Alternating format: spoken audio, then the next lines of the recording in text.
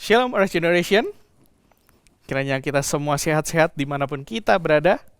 Koko mau ajak kita sekalian bangkit berdiri. Sebelum kita memulai ibadah kita minta pertolongan daripada Tuhan. Dan bila pertolongan kita datangnya dari Allah, Bapa yang menciptakan langit dan bumi, serta cinta kasih Yesus Kristus, persekutuan dengan Roh Kudus akan memimpin ibadah kita sekalian dari awal hingga akhirnya. Dan kiranya Tuhan memberkati ibadah kita saat ini. Amin. Teman-teman dipersilakan duduk, silakan mengambil waktu teduh di hadapan Tuhan. Nats panggilan beribadah kita hari ini diambil dari Matius 18 ayat yang ke-20. Sebab di mana 2 atau 3 orang berkumpul dalam namaku, di situ aku ada di tengah-tengah mereka. Shalom teman-teman, gimana nih semua kabarnya hari ini? Semoga semuanya baik-baik aja ya, karena tidak akan ada yang berani melawan kita jika Tuhan ada di pihak kita. Yuk kita nyanyikan sama-sama, siapakah lawanku? Ku mau berjalan dengan kuasa di dalam iman, ku kan berkata, kau di pihakku, siapakah lawanku? Berikat pinggang kan kebenaran, berbaju zirah kan keadilan, kau besertaku, siapakah lawanku? Tiada satupun yang dapat bertahan,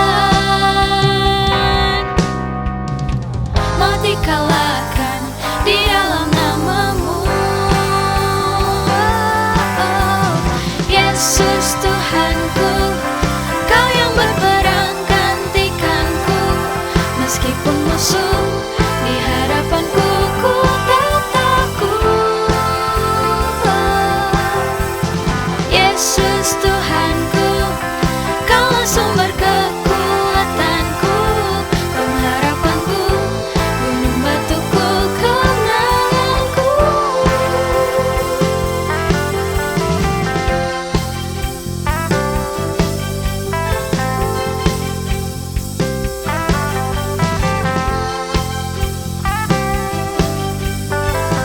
Berikat pinggang kebenaran.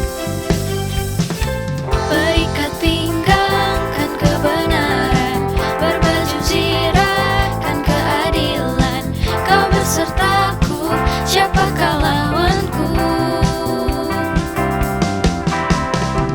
Tiada satupun yang dapat bertahan, mau dikalahkan di dalam namamu.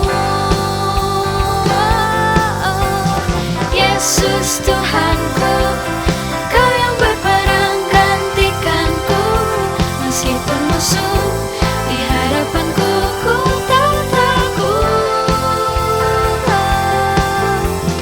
Yesus Tuhanku, kaulah sumber kekuatanku, pengharapanku, gunung batuku, kemenanganku.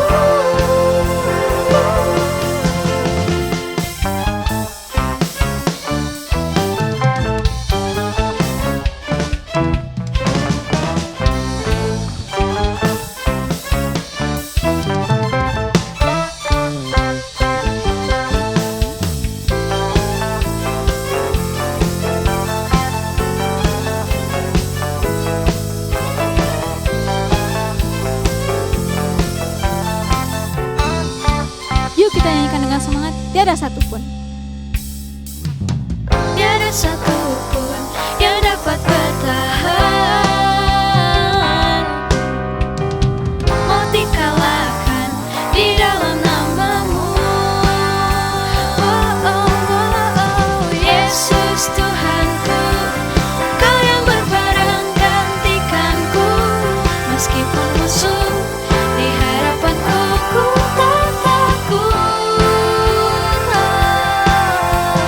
Yesus Tuhan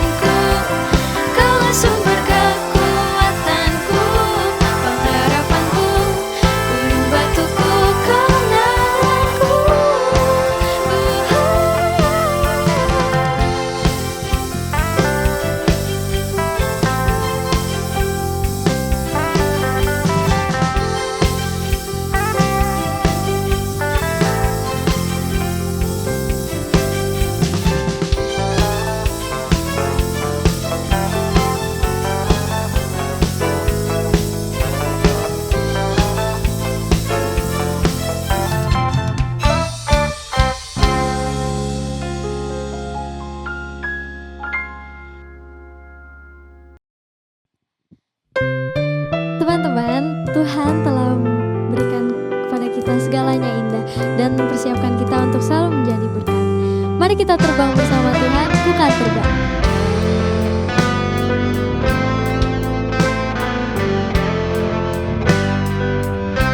Bukan terbang. Ku kan tinggalkan semua hidupku yang telah lalu, dan ku berlari padamu. Kau jadikanku indah di dalam pandanganmu, sebab ku berharga bagimu. Bersamamu ku kan terbang tinggi melayang, meninggalkan masa laluku, dan ku gapai indah hidupku. Bersamamu Tuhan, kekuatan hidupku kan terbang tinggi melayang, meninggalkan masa laluku, dan ku gapai indah hidupku. Bersamamu Tuhan, kekuatan hidupku.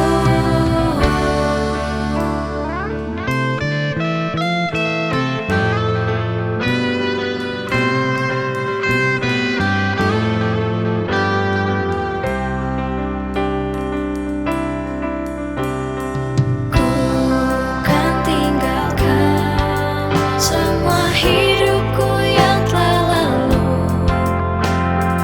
dan ku berlari padamu. Kau jadikanku indah di dalam pandanganmu, sebab ku berharga bagimu.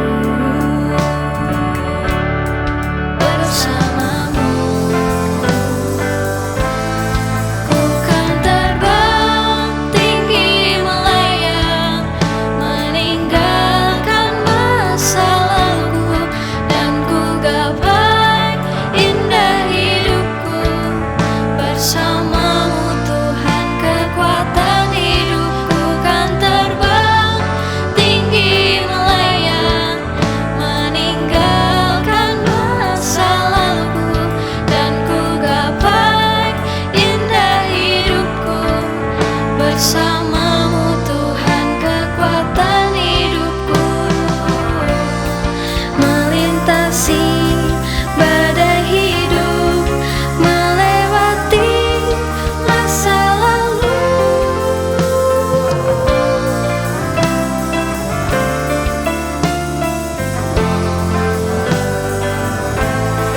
Bukan terbang tinggi melayang, meninggalkan masa laluku, dan ku gapai indah hidupku. Bersamamu Tuhan, kekuatan hidupku kan terbang tinggi melayang, meninggalkan masa laluku, dan ku gapai indah hidupku. Bersamamu Tuhan, kekuatan hidupku.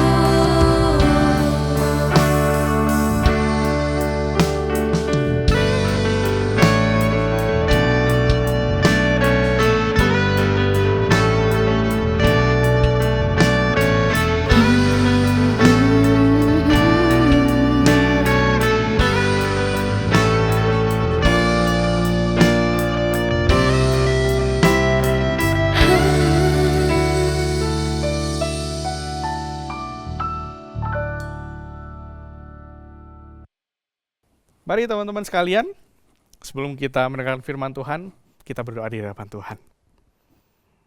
Kami bersyukur Tuhan untuk waktu yang indah Tuhan beri bagi kami pribadi lepas pribadi. Saat ini firman-Mu akan dinyatakan Tuhan. Pakai pikiran dan hati kami Tuhan untuk menerima firman-Mu saat ini. Ya Tuhan melindungi kami untuk setiap gangguan di luar sana. Bahkan di alat-alat yang kami pakai saat ini untuk beribadah. Mohon Tuhan pimpin, jauhkan dari segala godaan bahkan gangguan yang ada. Dan kami percaya Tuhan melindungi ibadah kami saat ini. Terpujilah nama-Mu Tuhan. Dalam nama Tuhan Yesus kami berdoa dan bersyukur. Amin. Oke, Rise Generation. Rise Generation, rise for Him, gitu ya. Ya, kembali berjumpa dengan Koben. Dan hari ini spesial sekali, di mana hari ini seluruh lokasi di GI Kim Tong itu sedang mengadakan perjamuan kudus. Ya, bagi setiap teman-teman yang ikut dalam perjamuan kudus, bisa secara onsite ataupun online, kita bisa mensyukuri untuk momen yang indah ini, gitu ya. Tapi kita akan lihat sama-sama teman-teman, bicara tentang perjamuan kudus bukanlah hal yang sekedar ada roti atau mungkin hosti ataupun juga anggur ya secangkir ini gitu ya, yang kita saat hari ini atau mungkin saat ini nikmati bagi teman-teman yang sudah dibaptis gitu ya. Bukanlah hanya sekedar roti sekecil ini ataupun anggur secawan kecil gitu aja ya. Karena sejarahnya teman-teman sekalian, secara singkat saja Koko akan ungkapkan bahwa perjamuan kudus atau perjamuan di gereja pada awal mula, itu setiap orang itu membawa makanannya masing-masing dan juga membawa anggur dari rumahnya masing-masing. Memang esensinya sama, ada roti dan juga anggur. Buat teman-teman di rumah tentu tahu apa maksud dari roti dan anggur. Roti melambangkan tubuh Kristus, sedangkan anggur melambangkan darah Kristus yang tercurah bagi teman-teman sekalian maupun juga bagi Koko. Dan perjamuan inilah yang diadakan ketika gereja mula-mula itu ada, teman-teman. Ngomongin tentang perjamuan kudus, itu ternyata awal mulanya saja gitu ada yang salah praktek. Salah praktek kayak gimana gitu ya. Apa masalahnya gitu dengan praktek perjamuan kudus, salahnya seperti apa? Atau mungkin tantangan pada masa-masa awal gereja mula-mula mengadakan perjamuan kudus. Nah, ternyata ada konsep yang salah, ada tindakan yang salah, dan kita akan lihat dari dua ayat ini ya teman-teman. Dari dua ayat ini, dalam 1 Korintus 11 ayat 21 dan 1 Korintus 11 ayat 29, yang berbunyi demikian. Sebab pada perjamuan itu tiap-tiap orang memakan dahulu makanannya sendiri. Tadi mereka itu bawa makanan masing-masing dari rumah gitu ya. Tapi yang terjadi apa teman-teman? Mereka makan makanannya mereka sendiri duluan gitu ya. Sehingga yang seorang atau orang lain itu lapar dan yang lain ada yang udah terpuaskan bahkan berlebihan sampai mabuk. Bahkan dilanjutkan di ayat 29, karena barang siapa makan dan minum tanpa mengakui tubuh Tuhan, ia mendatangkan hukuman atas dirinya. Nah teman-teman sekalian, bicara tentang perjamuan kudus. Hari ini GI Kim Tong mengadakan perjamuan kudus di setiap lokasi, bahkan di ibadah umum. Kalau di remaja, apa pentingnya sih? Nah ternyata hari ini temanya kita agak twist dikit gitu ya, agak twist dikit. Karena hari ini kita gak akan secara fokus ngomongin tentang perjamuan kudusnya, tapi yang menariknya di dalam kehidupan bergereja tentu tidak lepas dari yang namanya berkelompok, bukan? Kita sebagai jemaat, kita sebagai tubuh Kristus yang disatukan oleh Tuhan, yang diambil dari dunia dipisahkan dan disatukan, eklesia, bukan? Dan inilah tema kita hari ini teman-teman, The Transforming Fellowship. Diambil dari 1 Korintus 11 ayat 23 sampai 26. Bagaimana kita mendapatkan tantangan saat ini dalam setiap grup, komunitas, atau entah itu grup WA kalian, grup lain kalian, atau mungkin komunitas di gereja atau di sekolah kalian. Ada tantangan tersendiri bicara tentang The Transforming Fellowship. Bagaimana kita bisa mengubah persekutuan kita di dalam komunitas. Sebelum kita melihat seberapa jauh komunitas kita sehat, seberapa jauh komunitas kita perlu berubah, kita mau lihat terlebih dahulu beberapa hal yang cukup biasa tetapi perlu penting kita lihat teman-teman. Di dalam firman Tuhan sendiri, bahkan di dalam keseharian sendiri, kita sendiri, bicara tentang berkelompok itu tentu adalah hal yang biasa, bukan? Karena manusia diciptakan sebagai makhluk apa? Makhluk sosial, di mana dia membutuhkan rekan-rekan yang lain. Manusia pada mulanya memang diciptakan membutuhkan rekan yang lain. Manusia butuh berkelompok untuk semakin hari semakin baik. Dan yang menariknya teman-teman yang kedua, bahwa perpecahan di dalam sebuah kelompok itu wajar saja terjadi. Kenapa kok bisa bilang seperti ini? Di dalam 1 Korintus 11 ayat 19 sendiri, Paulus bahkan lewat firman Tuhan yang dinyatakan, sebab di antara kamu harus ada perpecahan. Perpecahan itu biasa teman-teman. Kenapa? Supaya nyata nanti siapakah di antara pecahan-pecahan ini, di antara kamu yang tahan uji itu siapa? Siapa yang benar? Siapa yang lebih baik? Atau mungkin jangan-jangan dua-duanya salah, atau bahkan mungkin dua-duanya benar dalam porsinya masing-masing gitu ya. Bahwa perpecahan itu pasti akan terjadi. Kenapa? Karena mungkin ada izin Tuhan di dalam hal tersebut. Atau mungkin dengan konflik-konflik yang membuat kita semakin bertumbuh. Itu adalah hal yang biasa. Dan yang tak kalah penting teman-teman, masalah itu adalah hal yang natural. Nah teman-teman, ketika membicarakan tentang hal berkelompok ya, ketika kita punya kelompok entah WA lain, entah di keseharian kita, di sekolah kita, atau bahkan di gereja kita punya kelompok masing-masing. Tentu kita sedang menyuarakan bahwa pribadi kita baik di hadapan Tuhan dan juga baik di hadapan sesama, bukan? Ketika kita berkelompok, ada interest, ada hobi yang sama, ada kesukaan yang sama, mungkin ada yang suka Korea, K-pop, ada yang mungkin suka Jepang-Jepangan, jangan dibilang wibu gitu ya. Kalau dibilang wibu itu udah secara nggak langsung melukai hati para pecinta Jepang-Jepangan gitu ya. Atau mungkin suka dengan film-film yang ada di Netflix, atau mungkin suka banget Marvel Cinematic Universe, atau mungkin suka DC United, DC United gitu ya. Beda lagi ya, DC. Mungkin ada film-film yang kita suka, kita punya kelompok yang sama, kita punya kelompok Discord atau bahkan yang lain-lain. Karena kesukaan kita hadir berkelompok, bukan? Tapi yang tak kalah menariknya teman-teman, di dalam berkelompok, apalagi tadi Paulus sedang ingin mendamaikan dua kubu yang melakukan perjamuan kudus yang tidak tepat. Yang satu mungkin dapat makanan banyak, yang satu mungkin gak dapat apa-apa. Yang satu pengennya dapat tubuh atau darah Kristus lebih banyak, yang satu datang cuma ngeliatin doang. Dan bagaimana kalau misalkan kasusnya bukan tentang perjamuan kudus teman-teman? Kalau kasusnya mungkin dirubah.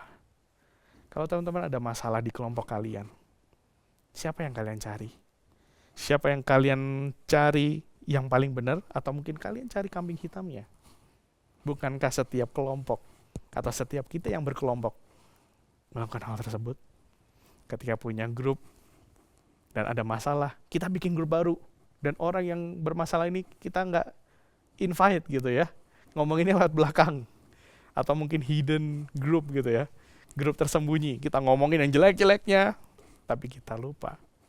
Tantangan kita seharusnya adalah bagaimana kita hadir untuk mengubahkan kelompok kita menjadi lebih baik. Tema tahun ini masih bicara tentang transform, be transformed. Dirubahkan untuk bisa mengubahkan. Jadi teman-teman, ketika kita ada di kelompok kalian masing-masing, dengan tantangan yang ada, dengan masalah yang ada, mungkin entah masalah asmara, entah masalah tentang studi kalian, entah masalah-masalah yang lain yang kalian alami dalam kelompok kalian. Seberapa di antara kalian mencari solusi praktis Sama seperti apa yang Paulus nyatakan bagi teman-teman saat ini. Kita mau lihat ada dua hal yang sangat simpel teman-teman. Yang pertama, kita bicara tentang altruism atau altruisme. Seberapa di antara teman-teman tahu istilah altruisme? Ya, altruisme itu adalah paham di mana kita mendahulukan orang lain, fokus kepada orang lain terlebih dahulu daripada mementingkan kepentingan kita pribadi. Dan di dalam 1 Korintus 11 ayat 24 sampai 25, Paulus menyatakan 2 kali tentang apa yang dilakukan oleh Kristus ketika melakukan perjamuan kudus. Dan sesudah itu ia mengucap syukur atasnya, ia memecahkannya dan berkata, inilah tubuhku yang diserahkan bagi kamu. Perbuatlah ini menjadi peringatan akan aku. Demikian juga ia mengambil cawan sesudah makan lalu berkata, cawan ini adalah perjanjian baru yang dimeteraikan oleh darahku. Perbuatlah ini setiap kali kamu meminumnya menjadi peringatan akan aku. Yang menariknya teman-teman sekalian, apa yang diperbuat oleh Yesus Kristus ketika perjamuan terakhir sebelum ia disalibkan? Ia mengambil roti dan membagikannya. Ia mengambil cawan dan membagikannya. Dan teman-teman sekalian, seberapa di antara kita di dalam kelompok kita lebih mementingkan orang lain terlebih dahulu dibandingkan dengan kepentingan diri kita sendiri? Seberapa di antara kita dalam kelompok tidak mementingkan ego kita? Dan teman-teman sekalian, itulah solusi pertama bicara tentang altruism atau altruisme. Seharusnya ada dalam diri teman-teman ataupun juga Koko juga. Mementingkan kepentingan orang lain dulu dibandingkan kepentingan diri sendiri. Gak sama seperti jemaat Korintus tadi ya. Mementingkan perutnya gitu ya. Perutnya mereka sendiri. Nafsu makan mereka sendiri dibandingkan orang-orang yang mungkin saat itu dia gak punya makanan untuk bisa dibawa ke gereja. Gak punya anggur untuk bisa dibawa ke gereja. Dan disinilah tantangan kita dalam kelompok kita masing-masing, entah di gereja, di sekolah, dimanapun kita berada dalam posisi kita dalam kelompok komunitas. Dan teman-teman sekalian, yang kedua, bicara tentang solusi untuk mengubahkan dari komunitas kita yang mungkin dalam praktek yang salah atau dalam masalah yang ada, yaitu huruf C. Tadi A, lalu ada huruf C, AC gitu ya, biar dingin gitu ya. C-nya apa? Cek. Ujilah atau cek diri kita, seberapa di antara kita itu sudah benar di dalam berkomunitas. Jangan-jangan kita cuman pengen ngecengin lawan jenis kita doang gitu ya ketika kita berkelompok.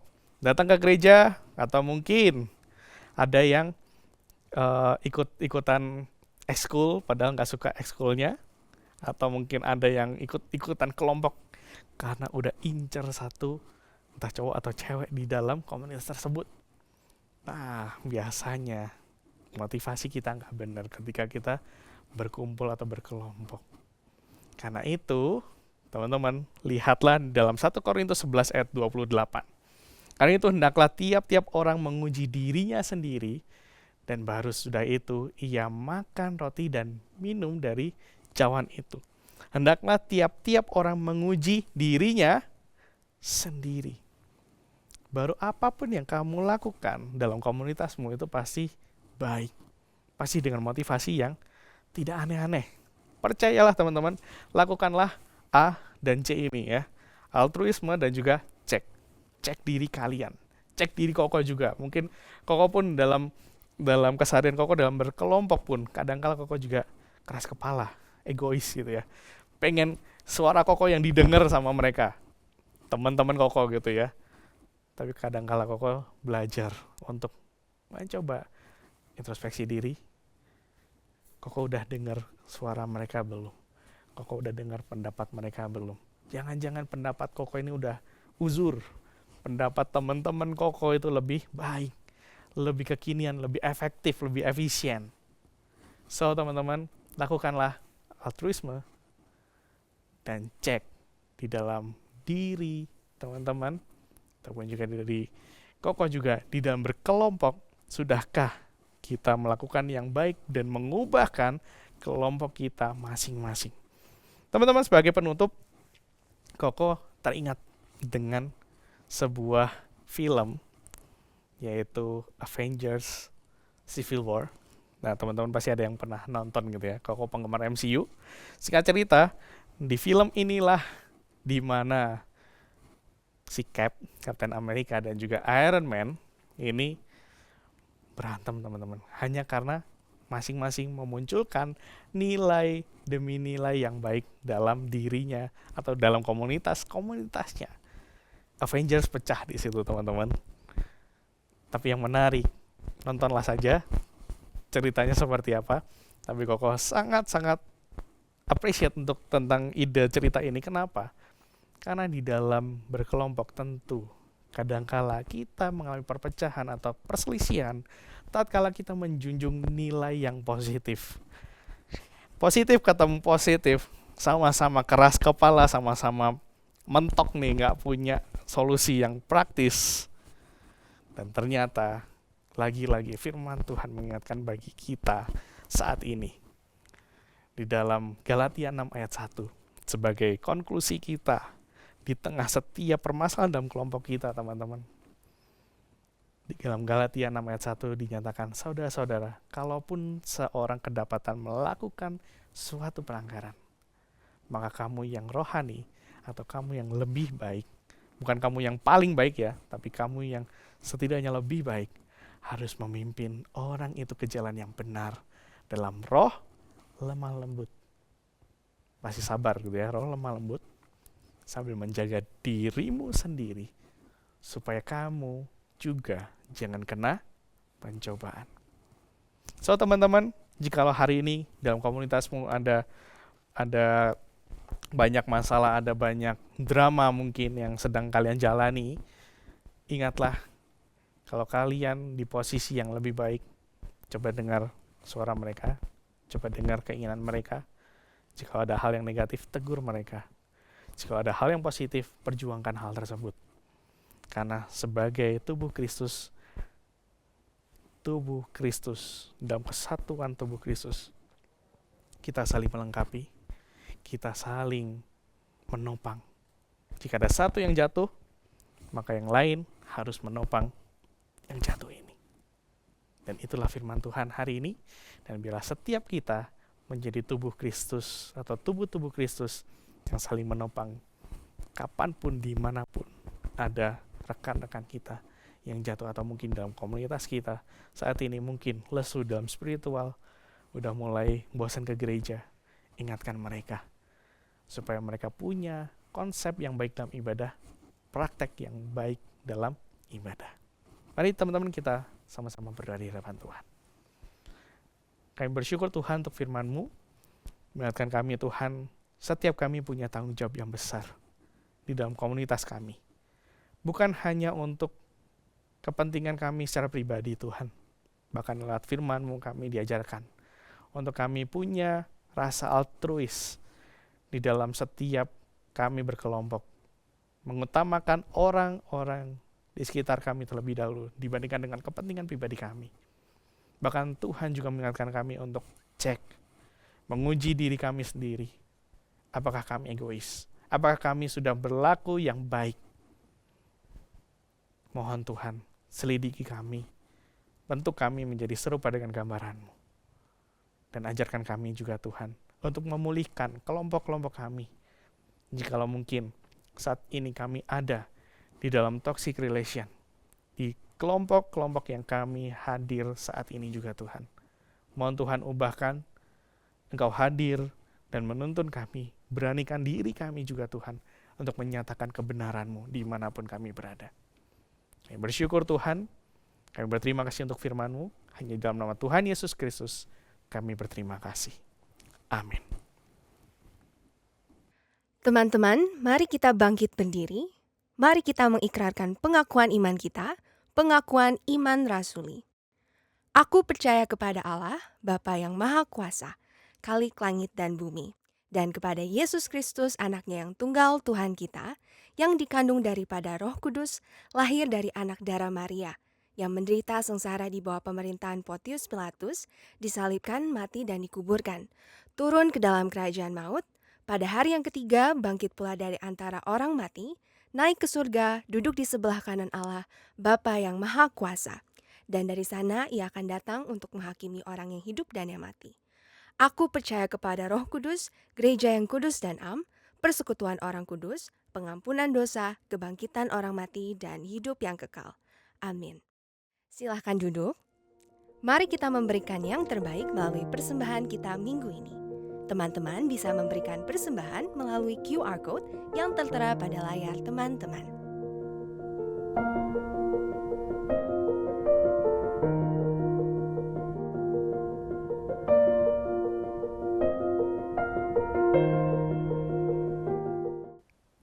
Mari teman-teman sekalian kita akhiri ibadah kita, dan mari kita minta berkat daripada Tuhan.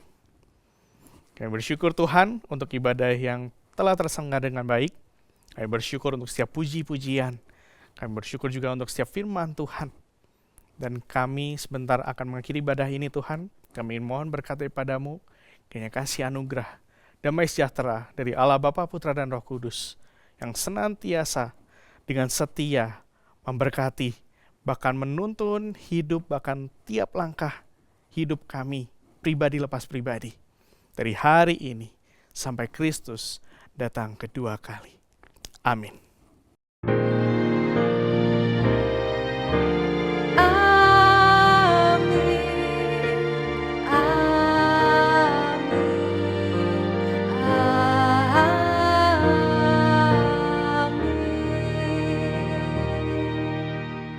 Ibadah selesai, teman-teman dipersilahkan untuk saat teduh. Tuhan Yesus memberkati.